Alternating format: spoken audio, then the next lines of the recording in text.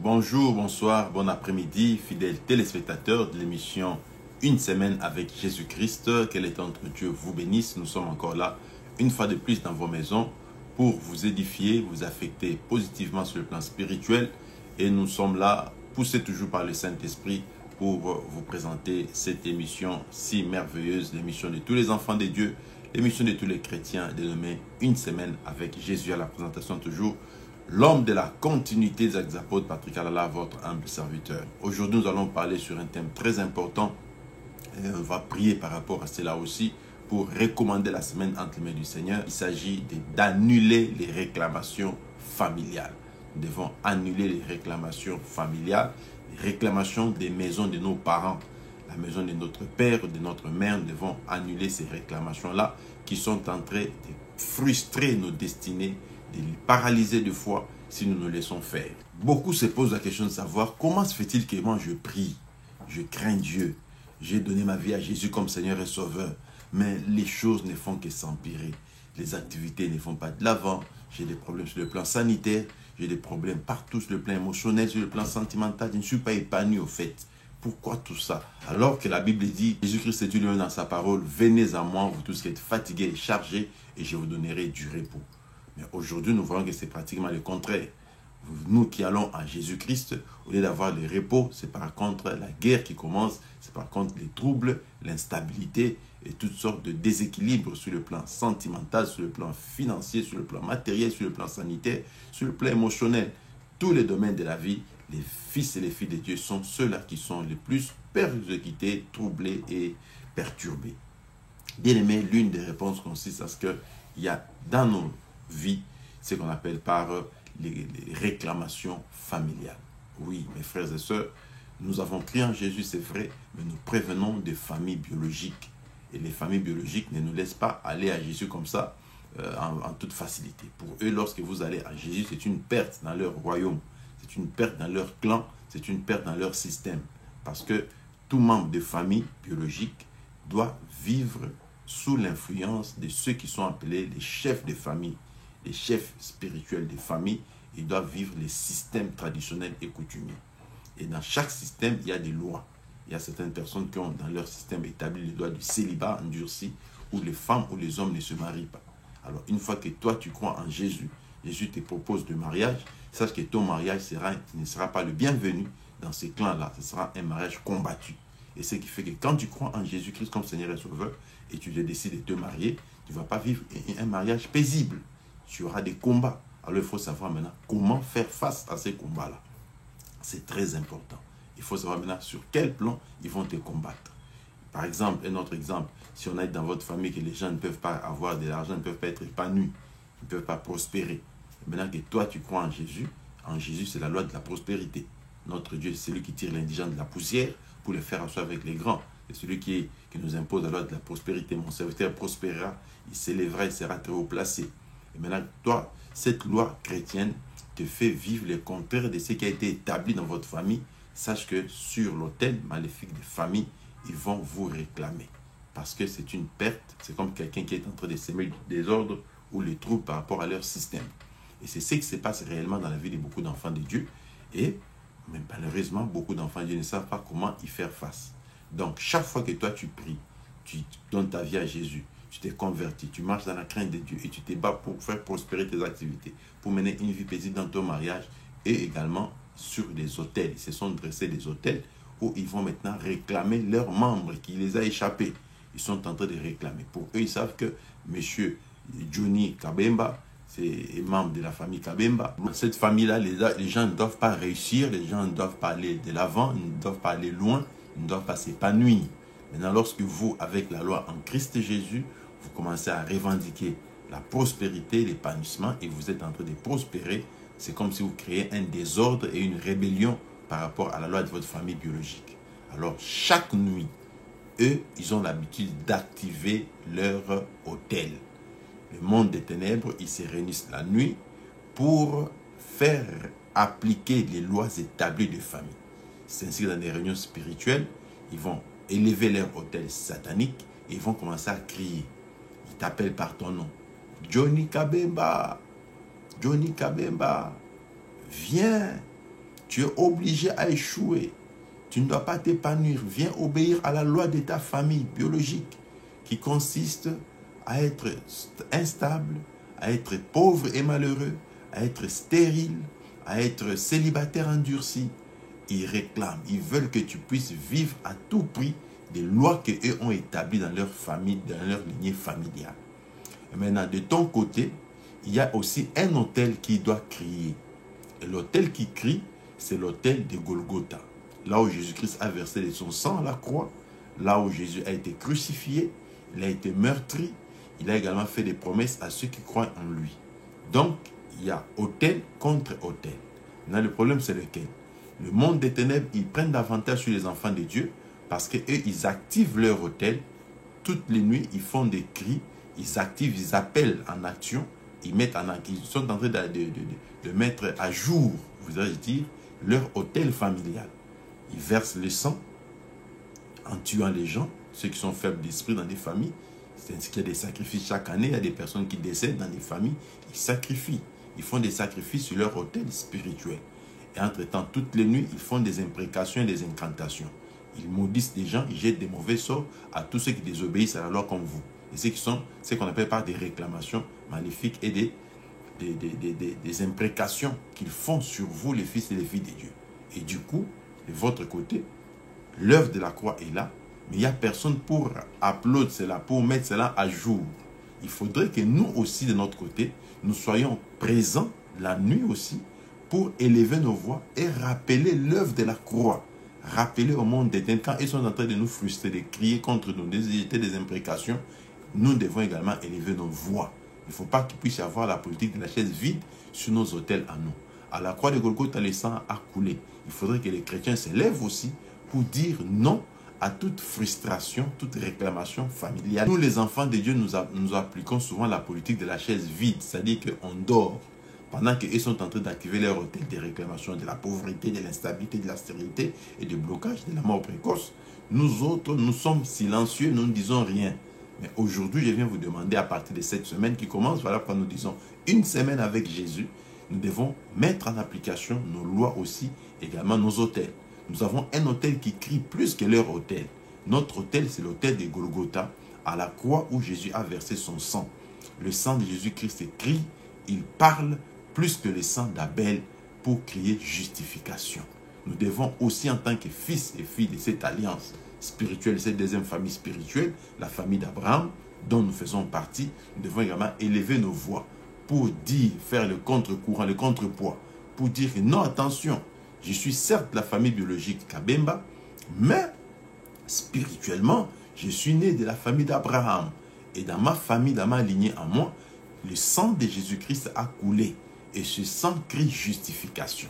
Vous ne devez plus jamais me condamner parce que la Bible dit qu'il n'y a plus de condamnation pour ceux qui sont en Christ. Et ça doit être fait sur les autels. Sur l'autel qu'on appelle l'autel des parfums. Là, nous, les fils et les filles de Dieu, nous devons prier. C'est pourquoi chaque enfant de Dieu doit faire comme Jésus. Jésus nous a montré l'exemple. Toutes les nuits, Jésus-Christ passait des nuits blanches en priant. C'est parce qu'il savait qu'il faudrait que l'autel soit activé. Alors, nous devons activer notre autel aussi, l'autel de Golgotha, par des moments de prière. La nuit avant de dormir, tu fais même 2 minutes, 30 minutes, 10 minutes, 1 heure, où tu élèves et tu rappelles l'œuvre de la croix. Tu dis, moi, je suis de la famille biologique Kabemba, mais je suis de la famille spirituelle d'Abraham. Et étant membre de la famille d'Abraham, il y a un autel qui a été élevé et dressé à la croix de Golgotha, et le sang a crié pour ma purification, ma justification. Je ne suis plus appelé à mourir de manière précoce, car Christ a vaincu la mort. Des deux, la Bible dit, même ceux qui sont en Christ, les séjours des morts ne prévaudront point sur l'Église, parce que nous sommes membres de l'Église. De deux, tu dois également élever ta voix pour dire que le sang de Jésus-Christ puisse effacer les traces de l'ennemi. La Bible dit, le serpent ne laisse pas ses traces sur les rochers. Or, nous sommes bâtis sur les rocs.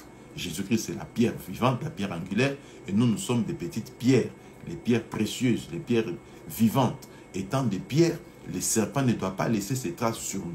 Alors, tout ce qu'ils appellent comme maladie, blocage, échec, ce sont les traces des serpents. Lorsqu'ils passent sur les sables, ceux qui ne sont pas bâtis, ceux dont les vies ne sont pas bâties sur le roc, les serpents vont laisser des traces. Mais nous sommes bâtis sur Christ. Il faudra que toutes les traces des serpents ne puissent pas avoir des marques sur nous.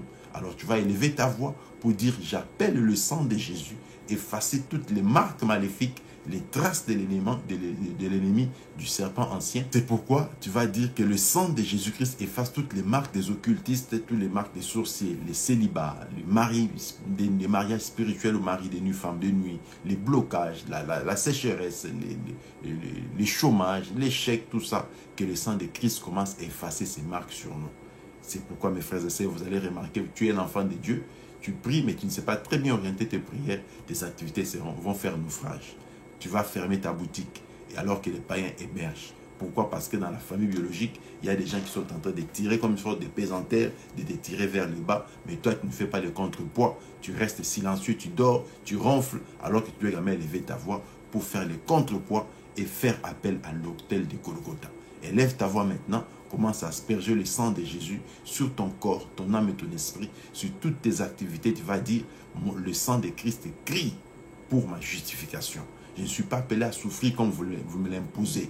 Je suis appelé à vivre le célibat comme vous le réclamez dans ma vie. Parce que je suis de la famille d'Abraham. Tous ceux qui ont crié en Jésus sont fils d'Abraham, héritiers selon les promesses. J'ai hérité de la victoire de la croix de Golgotha.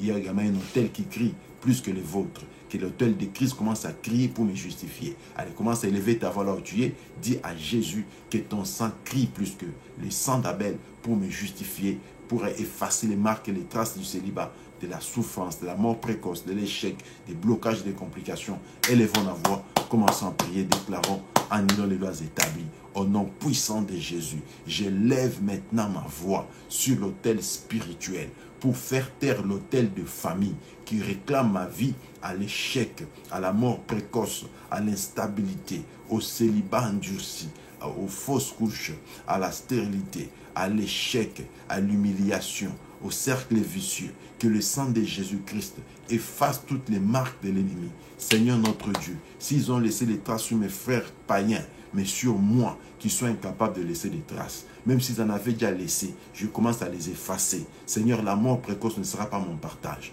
L'échec répété ne sera plus mon partage. Même si j'ai échoué une fois, l'échec doit s'arrêter. Ils ne doivent plus tout détruire dans ma vie. Tout ce qu'ils avaient commencé par détruire parce que j'étais silencieux sur l'autel des parfums.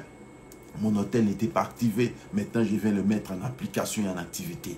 Que ton sang parle, que ton sang crie, que ton sang efface les marques de l'ennemi. Ils avaient apposé les marques du célibat sur mon corps. Je les efface par le sang de Jésus parce que j'active l'autel de Golgotha là où tu as versé ton sang pour moi. Seigneur, tu n'as pas souffert pour rien. Tu n'es pas mort pour rien. C'était pour me racheter. Que ton sang crie maintenant plus que le sang d'Abel, pour me justifier lorsqu'il réclame la souffrance, que ton sang crie la prospérité. Lorsqu'il réclame la mort précoce, que ton sang crie la longévité.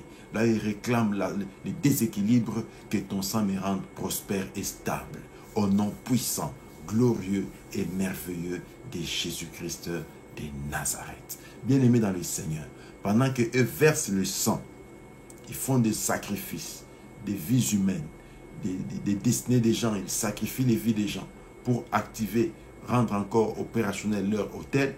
Nous autres n'avons pas le sang à verser parce que le sang de Jésus-Christ a déjà été versé à la croix. C'était pour notre salut. Nous qui sommes les fils d'Abraham, qui avons cru en l'œuvre de la croix, en l'œuvre de Jésus-Christ de Nazareth. Mes frères et sœurs en Christ, si ils activent encore leurs autels par des sacrifices en livrant des gens, nous autres, nous avons des offrandes que nous donnons comme sacrifice à l'autel des holocaustes. Nous devons élever également nos autels. C'est pourquoi j'aimerais que tout enfant de Dieu soit actif et fidèle dans des dîmes, dans des offrandes, soit capable d'offrir à Dieu, à faire des sacrifices pour que ton autel des holocaustes soit actif. Sois vraiment très, très, très discipliné en ces termes-là et tu vaincras la victoire. Voilà pourquoi maintenant j'aimerais que tu déclares avec moi. Seigneur, aide-moi à être capable, à être fidèle dans mes dîmes, dans mes offrandes, dans mes libéralités. Que je sois capable de sacrifier, de donner et soutenir les pauvres, de soutenir l'œuvre de Dieu, de soutenir les ministres de Dieu, de soutenir les activités des fils et des filles de Dieu, d'aider les pauvres et les démunis, pour que mon autel des holocaustes soit toujours actif et en train de crier, de sorte que je ne sois pas déséquilibré et ruiné par le monde des ténèbres. Au nom puissant de Jésus. Seigneur, je stoppe toute réclamation familiale. Ils n'auront pas d'accès dans ma vie. À dater de ce jour, que l'autel des holocaustes crie, ainsi que l'autel de parfum puisse crier à travers ces moments de prière. Je le déclare ainsi, au nom puissant de Jésus. Merci pour la marque du sang de Jésus qui crie désormais sur mon corps, sur mon âme et sur mon esprit, sur le corps, l'âme, l'esprit de toute ma famille, parce que tu as dit dans ta parole, crois en Jésus, tu seras sauvé, toi et toute ta famille. Je prie maintenant en faveur de ceux qui prient avec moi, que ton sang puisse crier sur le corps, l'âme et l'esprit de toute personne qui a cru en toi comme Seigneur et Sauveur et qui se sent être frustré, déséquilibré alors qu'il restait silencieux. Que ton esprit de force, l'esprit de réveil spirituel soit son partage. À dater de ce jour, qu'il soit également capable de passer des minutes, des heures, des secondes dans ta présence la nuit pour activer l'autel de parfum, pour activer l'autel de Golgotha, lorsque tu as versé ton sang à la croix. Qu'il soit également capable de demeurer fidèle dans les dîmes, dans les offrandes et libéralités, pour être également stable sur les autels des holocaustes, pour qu'aucune réclamation familiale n'ait de l'impact sur leur vie. Au nom puissant de Jésus-Christ de Nazareth, nous avons ainsi prié, nous disons merci Seigneur Jésus. Bien-aimés, que cette semaine qui commence, soyez actifs, ne perdez pas le temps, même 30 minutes, 20 minutes, 10 minutes la nuit avant de dormir. Active l'autel des holocaustes, active l'autel des parfums. Dis à Dieu, l'œuvre de la croix, ce n'est pas en vain que tu as été flagellé, que tu as été immolé. Si on a balancé la maladie dans ton corps, tu vas dire, Jéhovah Rapha, par tes plaies nous sommes guéris. Active l'œuvre de Golgotha dans ta vie. Rappelle à Jésus qu'il a été blessé pour que toi tu sois guéri. Et la Bible déclare, il éloignera la maladie du milieu de son peuple. Il faut aller dans chaque domaine de ta vie où tu es combattu et tu actives l'œuvre qui a été faite à la croix de Golgotha par rapport à ces domaines-là. C'est ainsi que tu vaincras. Que cette semaine qui commence soit une semaine au cours de laquelle tu marcheras sur ces principes et tu vivras la victoire. Oui, j'efface tous les échecs d'hier. Tous les pleurs de la semaine passée sont tombés et maintenant tu marches à une nouveauté de vie en Christ Jésus. Tu pédales maintenant dans les pédales spirituelles et tu remportes ta victoire sur tes ennemis. Donne mon Dieu te bénir et laisse-moi un j'aime. Dis Amen si tu crois en ce que tu as fait comme service. Écris-moi Amen en commentaire. Clique sur j'aime et partage cette vidéo et que mon Dieu te bénisse, qu'il te bénisse richement. On se retrouve très prochainement dans un nouveau numéro et que mon Dieu vous bénisse, qu'il vous bénisse abondamment.